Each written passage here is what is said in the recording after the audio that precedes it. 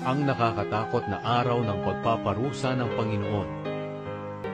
Malapit na ang nakakatakot na araw ng pagpaparusa ng Panginoon. Ito'y mabilis na dumarating. Mapait ang araw na iyon, dahil kahit na ang matatapang na sundalo ay sisigaw para humingi ng tulong. Sa araw na iyon ipapakita ng Diyos ang kanyang galing. Magiging araw iyon ng bighati at paghihirap, araw ng pagkasira at lubusang pagkawasak. Magiging maulap at madilim ang araw na iyon, at maririnig ang tunog ng trumpeta at sigawan ng mga sundalong sumasalakay sa mga napapadirang lungsod at sa matataas na tore nito. Sinabi ng Panginoon, ipaparanas ko ang paghihirap sa mga tao, at lalakad sila na parang bulag, dahil nagkasala sila sa akin.